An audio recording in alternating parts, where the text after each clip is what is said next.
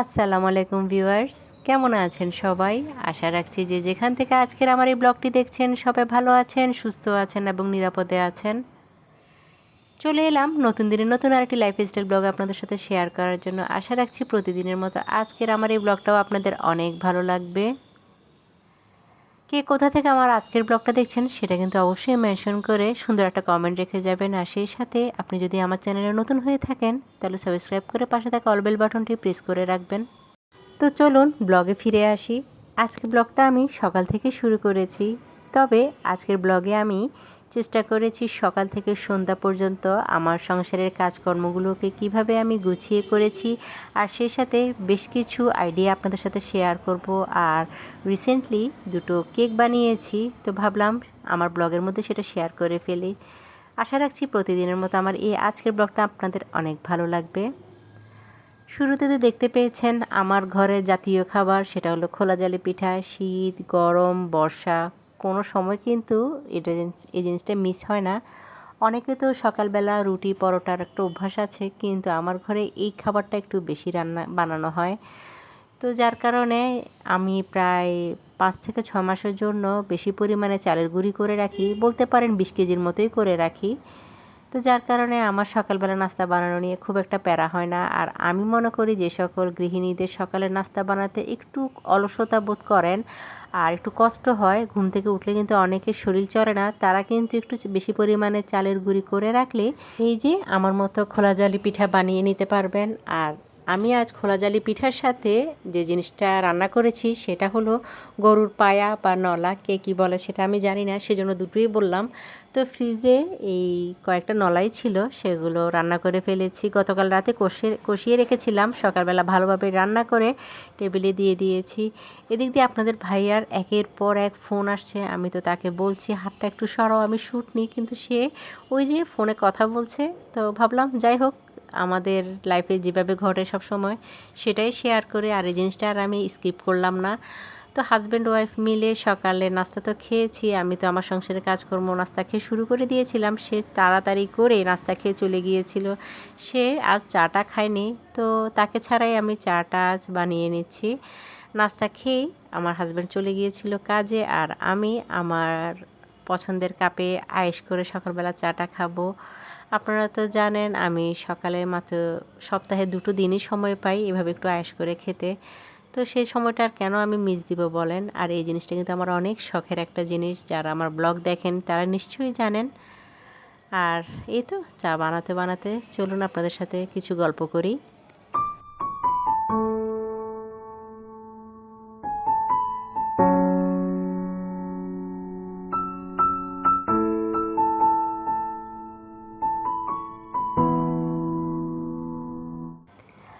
আমি আপনাদের সাথে একটি দরকারি কথা শেয়ার করছি। সেটা হলো, হয়তো আমি আর এই প্ল্যাটফর্মে আর বেশি দিন নেই। আমার ব্লগ হয়তো এই মাস পর্যন্তই হয়তো আপনারা দেখতে পাবেন, এরপরে হয়তো আমি কন্টিনিউ থাকবো না এই ইউটিউব প্ল্যাটফর্মে। আমি প্রায় 3 বছর এই প্ল্যাটফর্মে কাজ করছি। হয়তো অনেকেই জানেন না, আমি এখনও পর্যন্ত ইউটিউব কাজ করে আমি এখনও পেমেন্ট পাইনি, রিসেন্টলি হয়তো পাবো। তো যার কারণে আমার সংসারের কাজকর্ম আর তার উপর আমার জব সব মিলিয়ে আমি এই ব্লগিংটা খুব একটা আপনাদের সাথে কন্টিনিউ করতে পারছি না। তো মনে মনে ডিসিশন নিয়েছি আমি এই প্ল্যাটফর্মটা ছেড়ে চলে যাব। অনেক তো চেষ্টা করেছি আপনাদের সাথে থাকার জন্য, আমার সংসারের অবসর সময়টা বা আমার সংসারের কাজকর্ম ব্যস্ত জীবনগুলোই আমি আপনাদের সাথে শেয়ার করেছি। আপনারা আমাকে অনেক সাপোর্ট দিয়েছেন বলেই আমি এত দূর পর্যন্ত এসেছি, আর আমার সংসারটাকে সাজিয়েছি আপনাদের অনুপ্রেরণা নিয়ে, আপনাদের সাপোর্ট নিয়ে। তো বলতে পারেন আমি সুন্দর একটা সময় কাটিয়েছি যত বছর আপনাদের সাথে ছিলাম। আপনারা আমার ভালো মন্দ সব কিছুতেই পাশে ছিলেন, যখনই কোনো ভুল ত্রুটি পেয়েছেন তখনই অ্যালার্ট করেছেন। আর এই জিনিসটা কিন্তু আমার খুবই ভালো লেগেছে, কারণ একটা মানুষ কিন্তু সবসময় পারফেক্ট থাকে না আর নিখুঁত হয় না, মানুষের মধ্যে ভুলভ্রান্তি হয়ই। তো এই যে ভালোবেসে যারা পাশে ছিলেন, ভালোবাসা দিয়ে যারা সাথে ছিলেন, তাদের জন্য সবসময় মন থেকে দোয়া ও ভালোবাসা থাকবে। আর যারা মানে একটু সাপোর্ট দেননি, আজে বাজে কথা শেয়ার করেছেন অনেক সময়, তাদের জন্য কিন্তু আমি মন থেকে দোয়া করব তাদের মন যেন আল্লাহ তাআলা সবসময় ভালো রাখে, সুস্থ রাখে। কারণ আমি মনে করি এই সকল প্ল্যাটফর্মে কাজ করা কিন্তু এতটা সহজ না।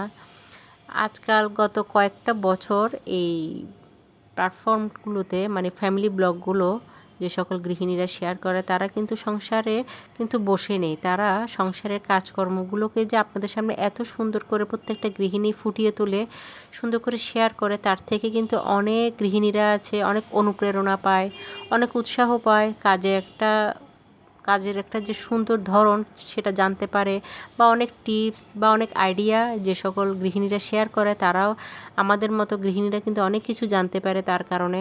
আমিও কিন্তু এ পর্যায়ে এসে কিন্তু সবসময় সব কিছু জানতাম না, অনেক আপুদের ব্লগ দেখে আমি শিখেছি, জেনেছি কোনটা কিভাবে করলে সংসারের কাজ আর রান্নাঘরের কাজকে সহজ করা যায় সেটা আইডিয়া পেয়েছি। আর সেই জানার কারণে কিন্তু আমি আমার সংসারের অনেকগুলো কাজ আছে আমি সহজভাবে করে ফেলতে পারি। ঠিক তেমনিই বলবো আমার কাজ দেখেও অনেকে অনেক কিছু শিখেছে, সেটা অনেকেই কমেন্ট করে জানিয়েছে। আসলে সত্যি বলতে কি, আমরা কিন্তু দোষে গুণে মানে সব মিলিয়ে ভালো মন্দ মিলিয়ে কিন্তু আমরা মানুষের যে ভুল ত্রুটি বাদ দিয়ে আপনারা যে আমাদেরকে এত ভালোবাসা দিয়েছেন এই প্ল্যাটফর্মে, সেটার জন্য কিন্তু আমি অনেক কৃতজ্ঞ আপনাদের কাছে।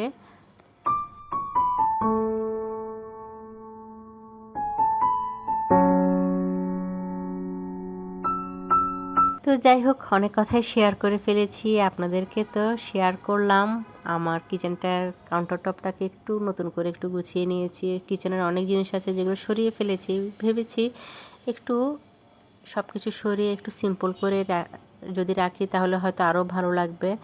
তো মোটামুটি একটু সিম্পলভাবেই সাজিয়ে নেওয়ার চেষ্টা করেছি। আর সেই সাথে আমার বেডরুমে চলে গিয়েছি কিচেনের কাজকর্ম সেরে। আসলে বেডরুমটা যদি একটু গোছানো থাকে, সত্যি বলতে কি আমার থেকে অনেক ভালো লাগে। স্পেশালি বেডটা গোছানো থাকলে মনে হয় আমার ঘরটা অনেক পরিষ্কার আছে।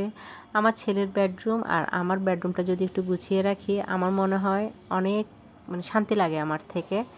তো মোটামুটি খুবই সিম্পল ওয়েতে যেভাবে সবসময় গুছিয়ে রাখি, একটু নতুন করে ডেকোরেশন করার চেষ্টা করেছি। আপনারা হয়তো খেয়াল করেছেন আমার লিভিং রুমে সোফার যে একটা কর্নার টেবিলটা আছে সেটাই আমি আমার খাটের পাশে এনে রেখেছি, ওই যে নতুন করে চেঞ্জ করেছি সব কিছু। আর আমার প্রিভিয়াস ব্লগে আমি আমার লিভিং রুম যে জিরো বাজেটে ডেকোরেশনটা শেয়ার করেছি সেটা অনেক আপুরা হয়তো স্কিপ করেছেন, কষ্ট করে সেই ব্লগটা দেখে নিতে পারেন। আমি কিন্তু চেষ্টা করেছি ইনডোর প্ল্যান্ট দিয়ে কিভাবে ঘরের কর্নারটাকে সাজানো যায়, সেটাই যেভাবে আমি সাজিয়েছি আমার ঘরটাকে। আসলে আমরা কিন্তু মানে একটা ঘরকে কিন্তু অনেকভাবে সাজাতে পারি, সবসময় যে দামি জিনিস দিয়ে সাজাতে হবে বা দামি ঘর থাকবে এমন কোনো কথা নেই। সুন্দর এবং সিম্পল জিনিস দিয়ে এবং কম দামি জিনিস দিয়েও কিন্তু ঘরটাকে সুন্দর করে সাজানো যায়। তো আমি সেটাই চেষ্টা করেছি। আমার তো বারান্দায় জানেন আপনারা অনেক ধরনের ইনডোর গাছ আছে, তো ভেবেছি আমার ঘরে সেগুলোকে ঠাঁই দেই। কারণ বৃষ্টির কারণে অনেক গাছ আছে সেগুলো মানে ভিজে ভিজে পুরো নষ্ট হয়ে যাচ্ছে। তো যার কারণে আমি আমার লিভিং রুমে এই ইনডোর গাছগুলোকে ঠাঁই দিয়েছি। মাশাআল্লাহ, আমার লিভিং রুমটা দেখতে এখন সবুজের ছোঁয়া যেমন লেগেছে, তেমনি আমার লিভিং রুমটা এখন এত সুন্দর লাগে, খুব ভালো লাগেও। একটা সুন্দর একটা জায়গায় নিজে বসে যে এক কাপ চা খেতে পারছি, এটাই আসলে আমার সার্থকতা আমার কাজের। তো যাই হোক, এদিক দিয়ে আমার বেডরুমটাও একটু গুছিয়ে নিয়েছি, আর সেই সাথে আপনাদেরকে এখন শেয়ার করছি আমার বেডরুমটা আমি কিভাবে গুছিয়েছি। আর ওই যে শুরুতে বলেছি আমরা সকালে খোলা জালি পিঠা খাই, তো যার কারণে এখানে 20 কেজি চালের গুঁড়ো করা হয়েছে, বড় ডেকচিতে রাখা হয়েছে। আমি জানি না ডেকচিগুলো এত বড় কারণ লাগছে, এক একটাতে 10 কেজি করে চালের গুঁড়ি আছে। আর এগুলো আমি যেখানে সবসময় রেখে দিই রান্নাঘরে, সেখানেই সেই জারগুলোতে গুছিয়ে রেখে দিয়েছি। আর সেগুলো রিফিল করাটা শেয়ার করিনি, আর কি দেখাবো বলুন, সংসারের তো অনেক কাজ আছে তাই না, সব কিছু তো আর আপনাদের সাথে শেয়ার করা হয়ও না আর সম্ভবও না। তো যাই হোক, এদিক দিয়ে আমি সবগুলো গুছিয়ে নিতে নিতে এখন আপনাদের সাথে শেয়ার করি। আমি গতকাল দুটো কেক বানিয়েছি, তো রাতের বেলা আর ইচ্ছে করেনি যে কেকগুলো কীভাবে মেক করেছি সেটা শেয়ার করার জন্য। তো এখন ডেলিভারি দেওয়ার ঠিক কিছুক্ষণ আগে একটু বারান্দায় গিয়ে আমার কেকগুলোকে একটু সুন্দর করে শ্যুট নিয়ে ফেলেছি। আর দুটো কেক, দুটোই কিন্তু 1 পাউন্ড 1 পাউন্ড 2 পাউন্ডের। তো দুটোটা একসাথে একজনই অর্ডার দিয়েছিল। অনেক দিন পর কেকের ডেলিভারি দিয়েছি, অনেক ভালো লেগেছে। আমার শখের কাজ, আমার পছন্দের কাজ করতে কিন্তু আমার বেশ ভালো লাগে। একটা সময় ছিল আমি কিন্তু কিছুই জানতাম না, আর এখন দেখুন সময়ের সাথে সাথে কিন্তু আমি এখন অনেক কিছু শিখে গিয়েছি।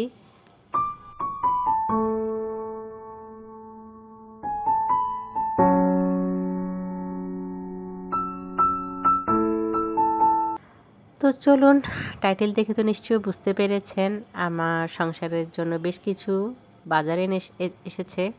2500 টাকার ভেতরে আমার হাজব্যান্ডে প্রায় অনেক ধরনের মাছ এনেছে, মুরগি এনেছে, যেগুলো আমার থেকে প্রায় 15 থেকে 20 দিনের মতো যাবে। আমরা মধ্যবিত্ত পরিবারের গৃহিণী, আর আমাদের মধ্যবিত্ত পরিবারে আমাদের সংসার।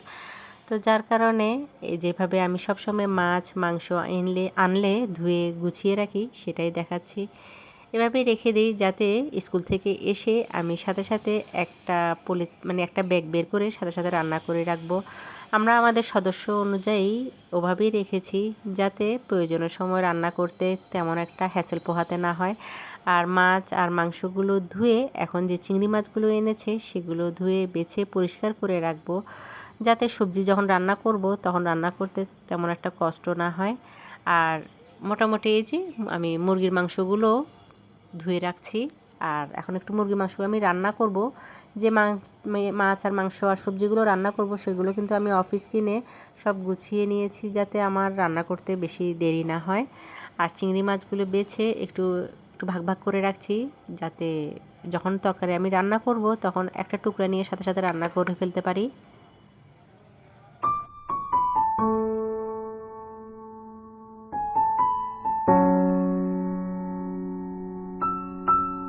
আর এই তো দুপুরের জন্য বেশ কিছু মাছ ফ্রেশ যখন এনেছে, তাজা তাজা ছিল প্রত্যেকটা মাছ, আমি রান্না করে ফেলেছি। আর সেই সাথে ধনিয়া পাতা দিয়ে এখন নামিয়ে ফেলবো। সম্পূর্ণ শেয়ার করছি না, তাহলে ব্লগটা হয়তো অনেক বড় হয়ে যাবে। আর খুব টায়ার্ড লাগছে, দেখতে তো পেয়েছেন সকাল থেকে অনেক কাজ করেছি, তার উপরে এতগুলো শ্যুট নিয়েছি, কোমর পা সব কিছুই ব্যথা করছে। তো আমার ব্লগটা যদি আমার আপুদের ভালো লেগে থাকে অবশ্যই একটা সুন্দর কমেন্ট রেখে যাবেন, আর লাইক প্রেস করতে ভুলে গেলে একটা লাইক দিয়ে যাবেন। আর আমার প্রিভিয়াস ব্লগটা দেখে নেওয়ার চেষ্টা করবেন। আর টেবিলে খাবারগুলো সার্ভ করে দিয়েছি, পরিবারের সদস্যরা মিলে সবাই একসাথে খেয়েছি। তো এই ছিল আমার শুক্রবারের আয়োজন। কেমন লেগেছে সেটা কিন্তু অবশ্যই আমাকে জানাবেন। তো শুক্রবার মোটামুটি মাছ আর সবজি এই দুটো তরকারি দিয়ে কিন্তু আমার ছেলেদেরকে নিয়ে আমি খেয়েছিলাম। আর সন্ধ্যাবেলা হঠাৎ করে গেস্ট এসেছে, তো তাদের জন্য সিম্পল কিছু আয়োজন করেছি।